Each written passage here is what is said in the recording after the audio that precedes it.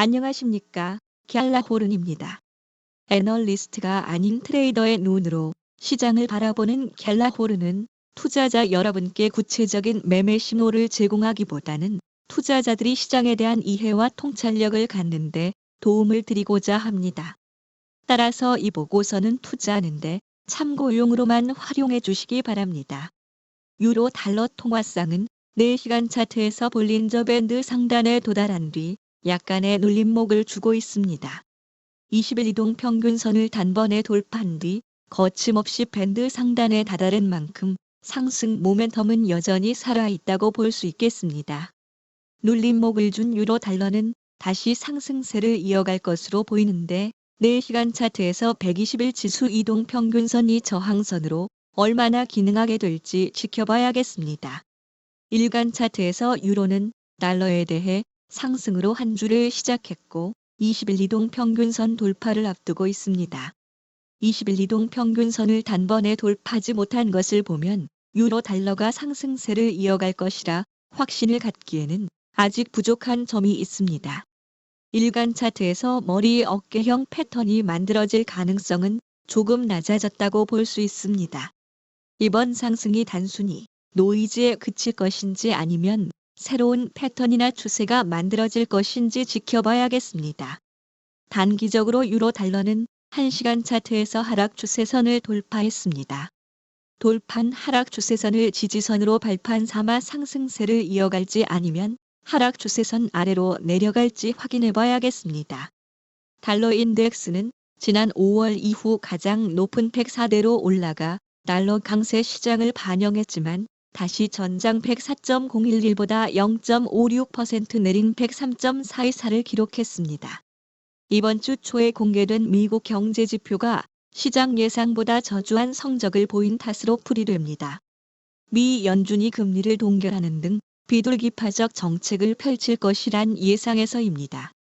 장기적으로 달러 인덱스는 하락 추세를 보여왔는데 현재 달러 인덱스는 하락 추세선 부근에 있습니다.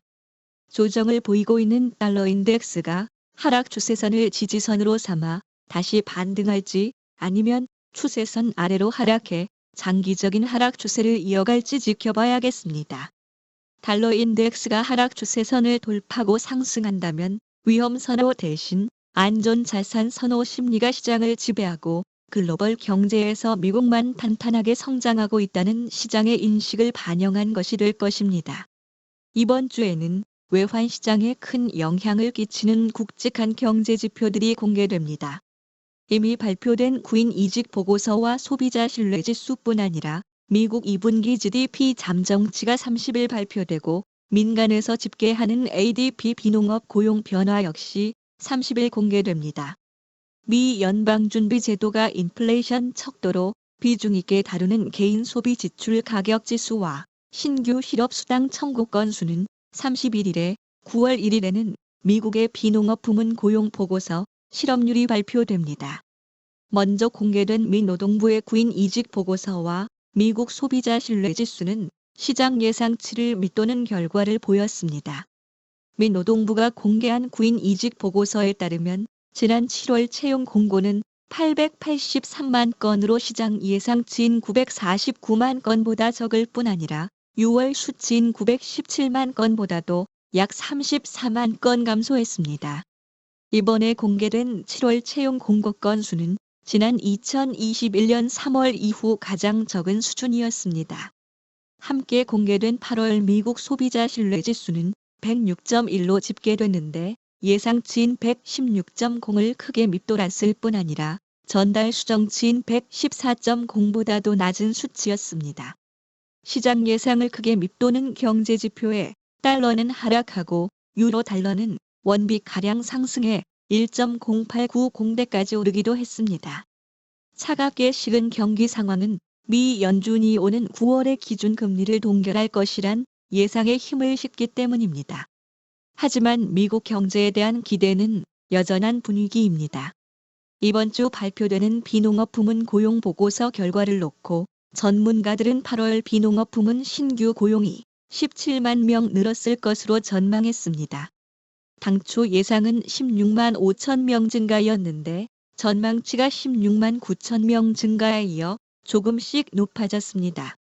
비농업 부문 고용 보고서와 동시에 발표되는 8월 실업률에 대해서 시장은 3.5%로 예상하고 있는데 지난달과 같은 수준일 뿐 아니라 완전 고용에 가까운 수준입니다. 30일에는 ADP 비농업 부문 고용 변화가 집계되는데 시장에서는 19만 4천 명 증가를 예상하고 있습니다. 지난달에는 32만 4천 명 증가로 나타났습니다. ADP 비농업 부문 고용 변화는 이 자체의 값보다는 9월 1일에 발표되는 비농업 부문 고용 보고서 결과를 가늠해 볼 수 있는 단서가 된다는 점에서 주목을 받고 있습니다.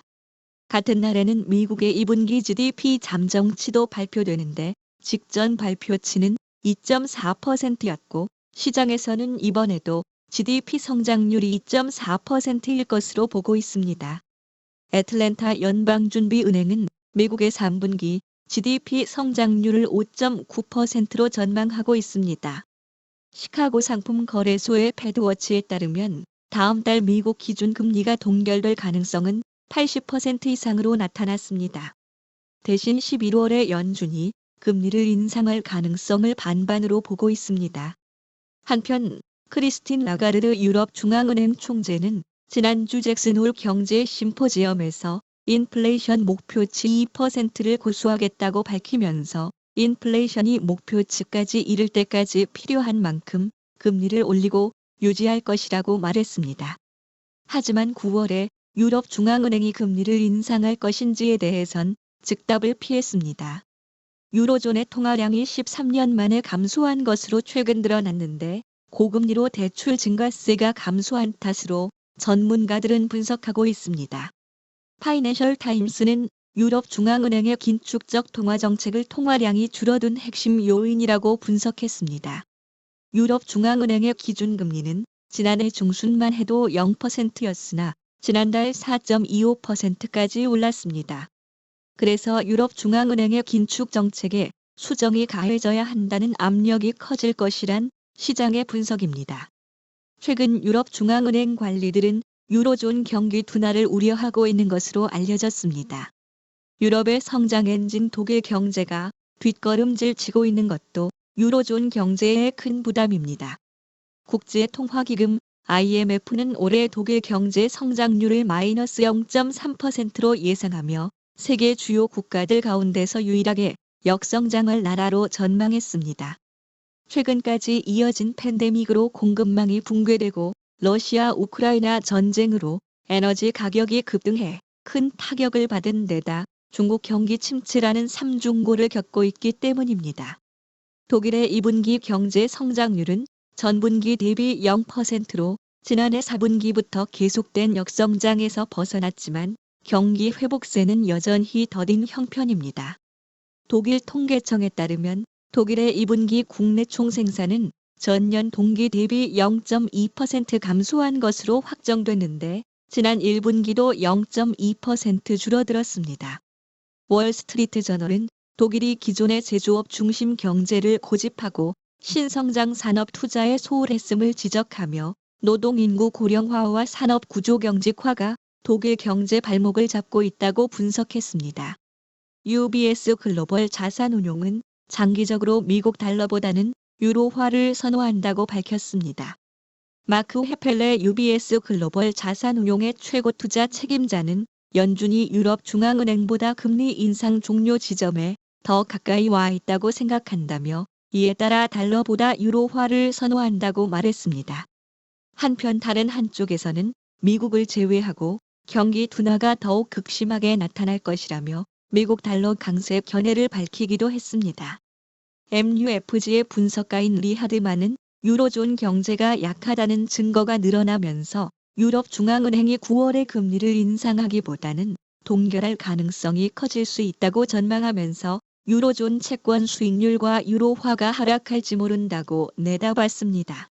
뱅크 오브 아메리카도 단기적으로 미 달러에 약간 긍정적인 입장을 유지하고 있다며 유로 달러 환율이 1.08달러대에서 1.05달러대까지 하락할 것으로 예상한다고 말했습니다. 견고한 미국 경제를 놓고서 마크 챈들러 벤억번 글로벌 포렉스 최고시장 전략가는 달러화는 공고화하고 있으며 달러 매수세는 전혀 끝물이 아닌 것으로 보인다고 전망했습니다. 하워드 듀 뱅크 오브 아메리카 애널리스트는 미 달러는 여전히 과대평가돼 있고 시장은 매수하는 것보다 약세를 유발할 촉매가 있으면 더 빨리 매도하는 경향이 있다고 언급했습니다. 갤라호른에서 제공하는 보고서는 참고용으로만 활용해 주실 것을 다시 한번 말씀드리며 투자에 대한 책임은 전적으로 투자자 자신에게 있다는 점을 유념하시기 바랍니다. 지금까지 갤라호른이었습니다. 감사합니다.